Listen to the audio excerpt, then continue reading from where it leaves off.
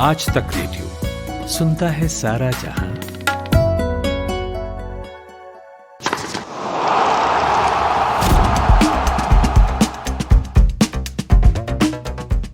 साल 2020 का आज आखिरी दिन है। हम 2021 की दहलीज पर खड़े होकर इस पॉडकास्ट को रिकॉर्ड कर रहे हैं। क्रिकेट के लिहाज से ये साल कतई फुलफिलिंग नहीं रहा, और क्रिकेट क्या किसी भी लिहाज से यह साल खुशियों से ज़्यादा गम दे गया। कोरोना पेंडेमिक नई किस्म की परेशानियां हमारे मत्थे गड़ गया है। बहरहाल क्रिकेट पर लौटते हैं, क्योंकि क्रिकेट भी धीरे धीरे अपने पुराने रंग में लौट चुका है। ऑस्ट्रेलिया और इंडिया के बीच एक बेहद इंटरेस्टिंग टेस्ट सीरीज खेली जा रही है, जिसका अपडेट आपको आज तक रेडियो के डेली न्यूज़ पॉडकास्ट दिन भर और आज का दिन में देते ही रहते हैं। मगर आज हम इंडियन क्रिकेट टीम से जुड़ी कुछ नई संभावनाओं पर बात करेंगे। कुछ ऐसी बातें जो भविष्य के गर्भ में हैं, लेकिन इसे सुनने और जानने में हर क्रिकेट प्रेमी की दिलचस्पी होगी। नमस्कार, मेरा नाम है कुमार केशव। आप सुनना शुरू कर चुके हैं पॉडकास्ट, और आज बात करने के लिए मेरे साथ दो मेहमान जुड़े हैं। उनमें से एक हैं विश्व मोहन मिश्रा। आप वरिष्ठ खेल पत्रकार हैं। IPL की टेंटें जो हमारा पॉडकास्ट शो था, उसमें आपने इनको सुना होगा। तो स्वागत है विश्व मोहन जी आपका। अच्छा, दूसरे मेहमान जो हमारे साथ हैं वो खनकदार आवाज़ के मालिक मोहम्मद इकबाल। आप भी स्पोर्ट्स जर्नलिस्ट हैं, तो आपका भी स्वागत है इकबाल भाई। तो विश्व मोहन जी और इकबाल, इस पॉडकास्ट में जिस टॉपिक पर बात होगी वो थोड़ी दूर की कौड़ी है। हम बात करेंगे टीम इंडिया के भावी कप्तान की, यानी कौन से वो खिलाड़ी हैं जिनमें टीम की बागडोर संभालने की कुव्वत या संभावना दिखती है। क्योंकि विराट कोहली की कप्तानी पर भी बीच बीच में सवाल उठते रहे हैं, मगर हम ये नहीं कह रहे कि उन्हें तुरंत कप्तानी से हटा देना चाहिए या वो ख़राब प्रदर्शन कर रहे हैं। मगर भविष्य के लिए ऐसे खिलाड़ी तो तैयार किए ही जाने चाहिए। 2-3 साल बाद, या यूँ कह लीजिए कि 2023 के विश्व कप के बाद विराट कोहली, रोहित शर्मा और अजिंक्य रहाणे का करियर ढलान पर होगा। तो ज़रूरत है कि कुछ खिलाड़ी अभी से ही ग्रूम किए जाएं जो इस जिम्मेदारी को उठाने के लिए तैयार हों। हमने देखा है कि कैसे सौरव गांगुली और राहुल द्रविड़ की कप्तानी में पहले धोनी ग्रूम किए गए, और जब धोनी कप्तान बन गए तो धोनी की परछाई में पलकर नौनिहाल कोहली एक प्रौढ़ खिलाड़ी और कप्तान बने। तो विश्व मोहन जी से मेरा पहला सवाल यही है कि मौजूदा समय के किस क्रिकेटर से हम उम्मीद पाल सकते हैं? क्रिकेटर्स के नाम लिए धोनी के, या उससे पहले सौरव गांगुली, राहुल द्रविड़, तो जमाना कुछ अलग था, अब कुछ अलग है। खिलाड़ी अपने आप को कितना फिट रख पाते, ये चुनौती सबसे बड़ी है, और उनका लगातार खेलना ये भी बड़ी चुनौती। तो ऐसे में किसी खिलाड़ी को लगातार खेलते देखना और उसको तैयार करना, ये भी अपने आप में एक बड़ा चैलेंज होगा। और ऐसे में कुछ नाम जरूर आएंगे सामने, लेकिन फिलहाल जो स्थिति है, आप भी उससे सहमत होंगे कि कोई ऐसा नाम उभर कर सामने नहीं आया है उस पर हम भरोसा कर सकें। हाँ, कुछ उम्मीदें हैं कुछ खिलाड़ियों से, नाम उसका हम लेंगे, लेकिन फिलहाल हम पूरी तरह से 100% जिसको कहते हैं कि ये खिलाड़ी काबिल है, उसको ग्रूम करो, ये मेरी नजर में फिलहाल तो नहीं। शायद इकबाल भाई इस पर ज्यादा कुछ बता पाएंगे। इकबाल भाई, आज तक यानी 31 दिसंबर 2020 की जो तारीख है, उसमें CK नायडू से लेकर के अजिंक्य रहाणे तक टेस्ट में 33 खिलाड़ी जो हैं वो कप्तान बन पाए हैं, और वनडे क्रिकेट की बात करूं तो 24 खिलाड़ी इस फेहरिस्त में शामिल हैं। तो आपके हिसाब से इस लिस्ट में अगला नाम किसका जोड़ना चाहिए? देखिए, बहुत कुछ डिपेंड करेगा कि जब कप्तानी में फेरबदल होगा उस वक्त कौन खिलाड़ी उस पोजीशन पर, उस मकाम पर रहेगा जो भारतीय टीम की बागडोर संभाल सकता है। जैसा कि विश्वमोहन भाई ने कहा कि फिटनेस बहुत बड़ी समस्या रहती है, परफॉर्मेंस एक बहुत बड़ी समस्या रहती है, और उन तमाम चीजों के आधार पर उस वक्त फैसला होगा कि कौन खिलाड़ी होगा जो टीम को लीड करने की स्थिति में होगा। लेकिन हाँ, कुछ नाम ऐसे जरूर नजर आ रहे हैं जिनके ऊपर दांव खेला जा सकता है, बट डिपेंड करेगा कि उस वक्त तक वो किस स्थिति में होंगे, फिटनेस वाइज और फॉर्म वाइज। और इस लिस्ट में मुझे लगता है कि KL राहुल एक दावेदार हो सकते हैं, शुभमन गिल एक दावेदार हो सकते हैं, क्योंकि शुभमन गिल के साथ उम्र भी है, और अगर वो कंटिन्यू करते हैं अच्छे फॉर्म को, क्योंकि वो एक अच्छे लर्नर माने जाते हैं और काफी उनके बारे में चर्चाएं भी हो रही हैं। IPL में हमने देखा है ब्रेंडन मैकलम ने IPL शुरू होने से पहले ही ये बात कह दी थी कि कुछ अलग रिस्पॉन्सिबिलिटी उनको दी जाएगी और उनको एक नेतृत्व वाली जो जिम्मेदारी है वो सौंपने का प्लान है। तो डेफिनेटली एक अच्छा प्रोस्पेक्ट नजर आता है शुभमन गिल में, जहां तक इंडियन टीम को लीड करने का सवाल है? अच्छा, इकबाल ने केएल राहुल का नाम लिया। केएल राहुल विराट कोहली और रोहित शर्मा के बाद एक तरीके से अभी मोस्ट सीनियर प्लेयर हैं इंडियन टीम में, जो कि लगभग हर फॉर्मेट में खेलते ही हैं, टीम में कम से कम टीम का हिस्सा हैं। और 2019 के वर्ल्ड कप के बाद से हमने उनको एक विकेट कीपर के रोल में भी देखा है, लिमिटेड क्रिकेट की मैं बात कर रहा हूँ। और आईपीएल में भी वो किंग्स 11 पंजाब की कप्तानी कर रहे हैं। तो विश्वमोहन भाई, आप कैसे देखते हैं केएल राहुल के चांसेस, उनके प्रोस्पेक्ट्स? फिलहाल जो एक नाम उभर कर सामने आया केएल राहुल का, मैं सहमत हूँ। 3 जिम्मेदारी एक साथ निभा सकते हैं। कप्तान की बात हो ही रही है, विकेट कीपर बन सकते हैं और सलामी बल्लेबाज के तौर पर सीमित ओवर्स के खेल में उन्होंने अपनी उपयोगिता साबित की है। तो निश्चित रूप से इस खिलाड़ी को मौका मिले, बराबर मौका मिले, तीनों फॉर्मेट में उसकी भागीदारी हो, तो आने वाले दिनों में ये दिन देखने को मिल सकता है कि केएल राहुल आगे से बल्कि नेतृत्व करते नजर आएंगे और उनका ये क्रिकेट का जो टैलेंट है उभर करके और सामने आएगा। हमने देखा है उन्हें किंग्स 11 पंजाब की कप्तानी करते हुए, हालांकि पंजाब की टीम इस बार 6ठे स्थान पर रही, लेकिन उन्होंने बल्लेबाजी करते हुए जिस तरह से अपने टीम के सर्वश्रेष्ठ खिलाड़ी उभर कर सामने आए, तो और भी बहुत सारी चीजें हैं जो कि उनको आगे ले जाएंगी। तो नजर केएल राहुल पर अगले कप्तान के तौर पर देखा जाए तो वो सही है, अभी जो एक नाम सामने आया। अच्छा इकबाल भाई, आपने केएल राहुल के अलावा एक शुभमन गिल का नाम लिया। शुभमन गिल पर आएंगे बाद में, लेकिन शुभमन गिल से पहले एक और खिलाड़ी हैं जो काफी टैलेंटेड माने जाते हैं और कम से कम सीमित ओवरों में अभी भी उनकी जगह पक्की है। मैं श्रेयस अय्यर की बात कर रहा हूँ। श्रेयस अय्यर भी दिल्ली कैपिटल्स के कप्तान हैं और दिल्ली कैपिटल्स इस बार आईपीएल में फाइनल तक भी पहुंची थी। तो श्रेयस अय्यर को कप्तान के तौर पे क्या आप देखते हैं, संभावना है? देखिए, बिल्कुल संभावना है और इस खिलाड़ी के साथ उम्र भी है। जहां तक केएल राहुल की हम बात कर रहे थे, तो वो 27-28 साल के अभी हैं और जब आज से मान लीजिए कि 3 साल बाद या 2 साल बाद कोहली कप्तानी छोड़ते हैं या उनको हटाया जाता है, तो फिर लोकेश राहुल अगर कप्तान बनते हैं तो बहुत ज्यादा दिनों तक जो है एक लॉन्ग टर्म कैप्टन शायद इंडिया को ना मिल पाए। लेकिन अगर श्रेयस की हम बात करें तो डेफिनेटली इनके अंदर भी एक कप्तानी के अच्छे गुण नजर आते हैं। हमने आईपीएल में देखा है इनको कि जिस तरीके से उन्होंने टीम को फाइनल तक पहुंचाया, वो काबिले तारीफ है। वीरेंद्र सहवाग, गौतम गंभीर, इसके अलावा डेविड वार्नर, दिलशान डिविलियर्स जैसे खिलाड़ी इस टीम के साथ रहे हैं।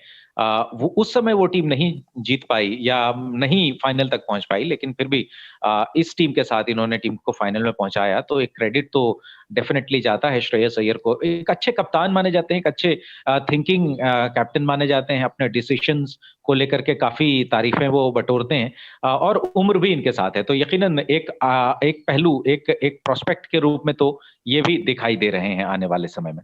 जी हाँ, 3 साल अगर और बाद की बात करें तो ये 26 साल के हैं, 29 साल तक और परिपक्व हो जाएंगे और तब तक और भी अपने प्रदर्शन से सुर्खियां बटोरेंगे, तो हम उम्मीद कर सकते हैं श्रेयस अय्यर से। ठीक बात है। श्रेयस अय्यर की तारीफ पोंटिंग भी कर चुके हैं बतौर कप्तान, क्योंकि पोंटिंग दिल्ली कैपिटल्स से जुड़े हुए हैं। एक नाम और मेरे जेहन में आता है इन सब के अलावा, जो कि युवा खिलाड़ी हैं और धाकड़ बल्लेबाज हैं, ताबड़तोड़ बैटिंग के लिए अपनी जाने जाते हैं। मैं हार्दिक पांड्या की बात कर रहा हूँ। क्या कोई ऑलराउंडर, क्योंकि कपिल देव के बाद मुझे नहीं लगता किसी ऑलराउंडर को ये भूमिका दी गई है, तो क्या हार्दिक पांड्या गुंजाइश है कि वो कम से कम सीमित ओवरों में भारत की कप्तानी करें? इकबाल भाई, देखिए, अगर कोई ऑलराउंडर कप्तान बनता है तो ये बहुत अच्छी बात हो जाती है किसी भी टीम के लिए। हालांकि भारत में जैसा आपने कहा कि कपिल देव के बाद कोई ऐसा नाम हुआ नहीं ऑलराउंडर में जो कि भारत को लीड करता हुआ दिखा हो, लेकिन हार्दिक पांड्या ने, बेशक उनको कप्तानी का बहुत ज्यादा तजर्बा नहीं है, लेकिन माना यह जाता है कि वो बहुत अच्छे लर्नर हैं, बहुत अच्छा गेम को रीड करते हैं। याद होगा आपको वनडे सीरीज के दौरान जब ऑस्ट्रेलिया में हम खेल रहे थे और वहां हार्दिक पांड्या गेंदबाजी के लिए अवेलेबल नहीं थे, लेकिन क्योंकि भारत के मेन गेंदबाज पिटे चले जा रहे थे, सभी तेज गेंदबाज पिट रहे थे, तो उस वक्त मजबूरन जो है उनसे गेंदबाजी करानी पड़ी थी। और हार्दिक पांड्या ने आकर के स्लोअर गेंदों का जिस तरीके से उस पिच पे इस्तेमाल किया था, स्टीवन स्मिथ जैसे खिलाड़ी, लाबुशेन जैसे खिलाड़ी काफी फ्रस्ट्रेटेड नजर आ रहे थे। तो वो एक समझ उनके अंदर है, उन्होंने इस चीज को भांप लिया था कि हमारे बॉलर्स काफी तेज गेंदें डाल रहे हैं और बल्लेबाज आसानी से उसको खेल पा रहे हैं। वेरिएशन वो लेकर का है, स्लोवर गेंदों का, कटर्स का इस्तेमाल किया और वहां बड़ी मुश्किल में स्टीवन स्मिथ खासतौर पर कितना फ्रस्ट्रेटेड नजर आए थे। अगर आप लोगों में से किसी को भी याद हो तो आप जरूर रिकॉल कर पाएंगे। तो एक अच्छे लर्नर माने जाते हैं एंड डेफिनेटली एक ऑलराउंडर होता है तो वो दोनों तरफ से आपको मदद कर सकता है। और हार्दिक पांड्या क्योंकि एक दिलेर खिलाड़ी हैं और इस दिलेर खिलाड़ी के पास अगर जिम्मेदारी आती है तो जरूर उसको वो निभाने की पूरी कोशिश करेंगे और भारत के लिए अच्छा भी होगा कि ऑलराउंडर कोई कप्तान बने। इकबाल भाई जिस तरह से, जी हाँ, इकबाल भाई को मैं सुन रहा था, हार्दिक पांड्या जिस तरह से उभर कर सामने आए थे, कपिल देव का विकल्प भी कह दिया गया था उनको, लेकिन उसके बाद जो ऊंचाइयां उन्होंने हासिल की और उसके बाद उनके प्रदर्शन पर, फिर फिटनेस पर, फिर उनके उस शो को लेकर के, जिस शो में उन्होंने कुछ इस तरह के बयान दिए, तो निश्चित रूप से उनकी काबिलियत को तो मैं नहीं चुनौती दे रहा, लेकिन उनमें परिपक्वता की कमी नजर आई। तो अगर आने वाले समय में 2-3 साल बाद क्या होगा उस पर हम चर्चा कर रहे हैं, तो उन्होंने अब तक जो किया है उसमें जो मुझे कमी दिख रही है कि वो मैदान पर अपने आप को बेहद संतुलित रखें और नेतृत्व क्षमता एक बहुत बड़ी बात होती है और मैदान के अंदर कैसे पूरी टीम को संभाले, तो ये सारी चीजें अतिरिक्त जिम्मेदारी होती है। वो कैसे निभा पाएंगे ये समय बताएगा, लेकिन हाँ, एक तो विकल्प है हार्दिक पांड्या के रूप में, लेकिन पांड्या कितना फिट रख पाते हैं और नेतृत्व क्षमता उनकी कितनी निखर कर सामने आती है, अगर उनको पहले मौका मिले घरेलू क्रिकेट में तो साबित करें, उसके बाद भारतीय टीम में उनको कुछ इस तरह की संभावना होगी तो तलाशा जाए। सही बात है। मोहन जी, एक और खिलाड़ी है जो अपनी समय समय पर अपनी उपयोगिता साबित करता रहा है टीम में और कर्नाटक की जो रणजी टीम है उसकी कप्तानी करते हुए काफी सफलता दिलाई है विजय हजारे ट्रॉफी में और सैयद मुश्ताक अली ट्रॉफी में। मैं मनीष पांडे की बात कर रहा हूँ। मनीष पांडे भी एक अच्छे लीडर माने जाते हैं डोमेस्टिक सर्किल में कम से कम, तो क्या उनको देखा जा सकता है एक प्रोस्पेक्ट के तौर पे? मनीष पांडे बहुत समय हो गया प्रथम श्रेणी क्रिकेट खेलते हुए, 2008 में उन्होंने डेब्यू किया था, 12 साल हो चुके हैं, 13वें साल में प्रवेश कर रहे हैं। इस खिलाड़ी में काबिलियत है, इसकी कोई कमी हमें नजर नहीं आती, लेकिन भारतीय टीम में प्रदर्शन ये मायने रखता है और ये लगातार परफॉर्म करें, ऐसी कोई संभावना या ऐसी कोई बात उनमें अब तक नजर नहीं आई। और जब भी मौका मिला, कुछ ऐसे मौके मिले जहां पर उन्होंने साबित जरूर किया, लेकिन आज जो चुनौती है कि लगातार आप टीम में बने रहें और अपना नंबर कायम रखें, तो ये मुश्किल हो जाता है। तो ऐसे में मनीष पांडे 32 साल के होने जा रहे हैं, आने वाले समय 35 साल के हो जाएंगे 3 साल बाद, तो मनीष पांडे मुझे नहीं लगता कि वो कप्तान के तौर पर भारत को सेवा दे पाएंगे। इकबाल भाई, क्या है आपकी राय मनीष पांडे को लेकर? नहीं, बिल्कुल सही कह रहे हैं विश्वमन भाई, बिल्कुल सही कह रहे हैं कि एक तो ये है कि देखिए उम्र अभी एक नंबर, एक आंकड़ा है और वो उनके फेवर में जाता हुआ नहीं दिखाई दे रहा है। और देखिए मनीष पांडे के साथ ना जितने टैलेंटेड वो हैं या जितना टैलेंट उनमें देखा गया था, उसको वो इंटरनेशनल सर्किट में डिलीवर नहीं कर पाए। ये एक बड़ी अनफॉर्चुनेट बात है। हमने एक ऐसे शानदार खिलाड़ी को या तो हमने अच्छे ढंग से उनका इस्तेमाल नहीं किया या जब उनको मौके मिले वो खुद डिलीवर नहीं कर पाए। वरना मनीष पांडे एक चमकदार खिलाड़ी हुआ करते थे, विराट कोहली के टक्कर के खिलाड़ी माने जाते थे, लेकिन ऐसा लगता है कि मानो जो है कोहली, रोहित शर्मा, केएल राहुल, इनके अक्स में वो दब से गए कहीं।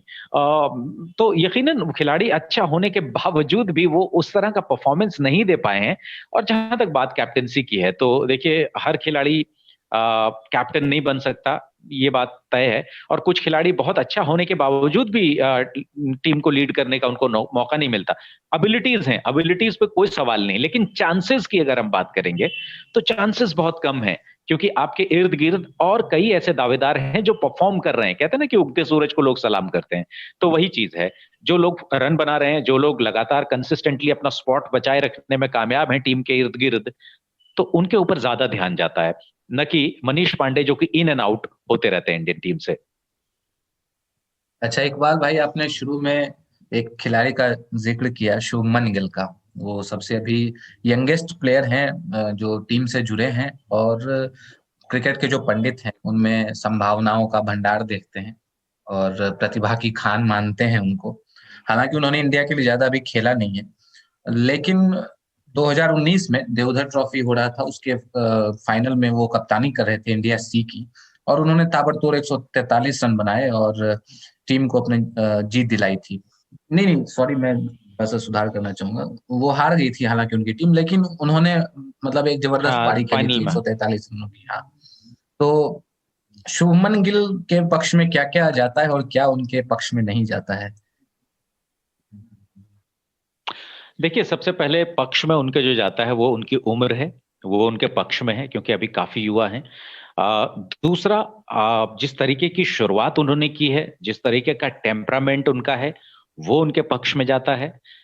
जिस तरह की लीडरशिप क्षमता उन्होंने दिखाई है जब जब उनको मौका मिला, जैसा आपने देवधर ट्रॉफी का एग्जाम्पल दिया, न्यूजीलैंड में इंडिया ए की कैप्टनसी करते हुए उनकी काफी तारीफ हुई थी। और सबसे बड़ी बात ये देखी गई है जो उनके पक्ष में अगेन जाता है कि जब उनके ऊपर जिम्मेदारी आती है तो वो उस जिम्मेदारी में टूटते नहीं है, बिखरते नहीं है, बल्कि निखर जाते हैं। तो ये एक बड़े खिलाड़ी की, एक लीडर की पहचान होती है कि जब आपके कंधे पे जिम्मेदारी आई तो आपने अपने आप को झुकाया नहीं, आपने अपने आप को उठाया और एक एग्जाम्पल के साथ टीम को लीड किया। तो ये चीजें हैं जो शुभमन गिल के पक्ष में जाती हैं। और एक और चीज जो शुभमन गिल के पक्ष में जाती है, जो आगे चल करके भारतीय टीम की कप्तानी करेंगे, अभी जब हम 2020 के आखिरी दिन में बैठे हैं और आखिरी चंद घंटे बाकी हैं इस साल में, तो यहां से बैठ करके देखें तो उनके हम उम्र, उनके उम्र के खिलाड़ी कोई और आसपास उनको टक्कर देता हुआ नजर नहीं आ रहा है जहां तक कप्तानी का सवाल है।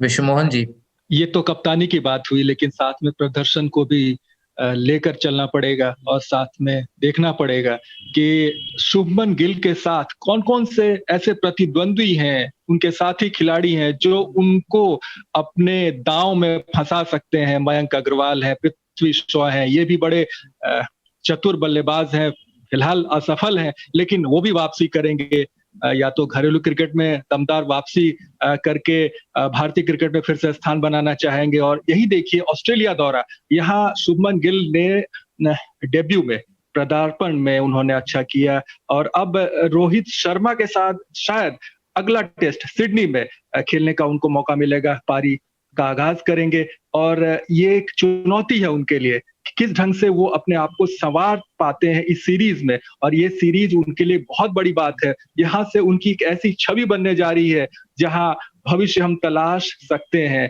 लेकिन साथ में प्रदर्शन उनका ये सामने आए तो निश्चित रूप से आने वाले 3 साल और हम इंतजार करें तो 21 साल के खिलाड़ी 24 का हो जाएगा। और जिस तरह से विराट कोहली ने टीम में पदार्पण किया था अंडर 19 के बाद, और इस खिलाड़ी ने लगातार प्रोन्नति की अपने इस शानदार बल्लेबाजी से, और उसके बाद फिर कप्तानी, तो एक चेहरा शुभमन गिल का सामने जरूर है, लेकिन दायित्व भरपूर है उन पर कि वो कितना अपने आप को संभाल कर रख पाते हैं, प्रदर्शन से चयनकर्ताओं को खुश कर पाते हैं। हमने इस चर्चा के दौरान 5 खिलाड़ियों का नाम लिया जो कि प्रोबेबल है, उस जिनमें संभावना दिखती है कि हो सकता है भविष्य में उन्हें कप्तान बनाया जाए। तो इनमें से अगर 1 या 2 खिलाड़ी का नाम लेने को कहा जाए तो आप किसका नाम लेना चाहेंगे? यकीनन एक तो केएल राहुल के बारे में चर्चा हुई, आने वाले दिनों का एक सितारा है जो कि तीनों फॉर्मेट में अच्छा कर सकता है, अच्छा कर दिखाया भी है इसने। तो केएल राहुल एक नाम आता है, और एक भविष्य का चमकता सितारा जो उभर करके सामने आया है, आगे भी अगर प्रदर्शन जारी रखे तो निश्चित रूप से शुभमन गिल एक दावेदार है। इकबाल भाई, देखिए, मैं भी शुभमन गिल को तो मैं रखूंगा ही कि वो दावेदार हैं। और लोकेश राहुल देखिए मेरे बड़े प्रिय खिलाड़ियों में से एक हैं, तो डेफिनेटली जब राहुल की बात कहीं भी आती है तो मैं थोड़ा टेम्प्ट हो जाता हूं, मैं थोड़ा सा लालची हो जाता हूं। और सिर्फ ऐसे फालतू में नहीं, क्योंकि उन्होंने प्रूव भी किया है किंग्स 11 पंजाब की कप्तानी करते हुए, अगर रिस्पॉन्सिबिलिटी दी जाए तो वो जरूर उसको अच्छे ढंग से निभाने की कुव्वत रखते हैं। तो लोकेश राहुल भी हैं, बट श्रेयस अय्यर के ऊपर आपको निगाह रखनी चाहिए। मुझे लगता है कि अय्यर राहुल से कहीं ऊपर जो है चांसेस बन सकते हैं श्रेयस अय्यर के, क्योंकि उनकी कप्तानी की तारीफ बड़े बड़े दिग्गज कर रहे हैं। और यकीनन ये 3 नाम तो हो गए, और एक नाम में विशु मोहन भाई ने जो गिनाया, जो इस लिस्ट में नहीं है, मयंक अग्रवाल भी देखा जाए तो बहुत बहुत ही जबरदस्त खिलाड़ी हैं, बहुत बड़े खिलाड़ी बन सकते हैं वो, अगर उन्होंने ठीक ढंग से अपने आप को मैनेज किया, अगर हर कंडीशंस में वो रन बनाने लगे, तो आप यकीन मानिए कि अगले राहुल द्रविड़ की तरह एक छवि उनकी बन सकती है। राहुल द्रविड़ तो नहीं बन सकता कोई, लेकिन उस तरह की छवि बन सकती है इस खिलाड़ी की। काफी ठंडे दिमाग के हैं, काफी काम है, बैंगलोर से कर्नाटक से आते हैं, तो उधर से जो भी खिलाड़ी आते हैं बहुत कूल कंपोजर अपना मेंटेन किए हुए होते हैं, तो एक नाम ये भी है। लेकिन हाँ, मेरा वोट जो है शुभमन गिल और लोकेश राहुल के साथ होगा। और एक आउट ऑफ द बॉक्स अगर बात करें, जो चांसेस जिसके ज्यादा हैं, वो आप ले सकते हैं श्रेयस अय्यर को। तो कुल मिलाकर इकबाल भाई कुछ नाम ऐसे हैं जिसमें आपने अभी कुछ नाम हमें गिनाए, उसमें श्रेयस अय्यर, पृथ्वी शॉ का भी नाम रखें, मयंक अग्रवाल, शुभमन गिल, ये सारे ऐसे क्रिकेटर्स हैं जो आने वाले भविष्य में भारत को संभाल सकते हैं। भारतीय दारोमदार उन पर होगा। तो दोस्तों, ये थे मोहम्मद इकबाल और विशु मोहन मिश्रा, जिनसे हमने टीम इंडिया की नैया के भावी खेवनहारों के बारे में बातें की। आपको ये बातचीत कैसी लगी बताना ना भूलिएगा। इसके अलावा आपके हर तरह के सुझाव और शिकायतों की प्रतीक्षा रहेगी। हम मेहनत से हर पॉडकास्ट को बनाते हैं, तो आप ज़रा सा जहमत तो उठा ही सकते हैं। अपना मेल बॉक्स खोलिए और फटाक से लिख भेजिए अपना फीडबैक radio@aajtak.com पर। आप चाहें तो आज तक रेडियो के ट्विटर और फेसबुक पेज पर भी अपनी राय भेज सकते हैं। अब मुझे यानी कुमार केशव को दीजिए इजाज़त। आपको और आपके प्रियजनों को नए साल की ढेर सारी शुभकामनाएं। मस्त रहिए, स्वस्थ रहिए और सुनते रहिए आज तक रेडियो। नमस्कार।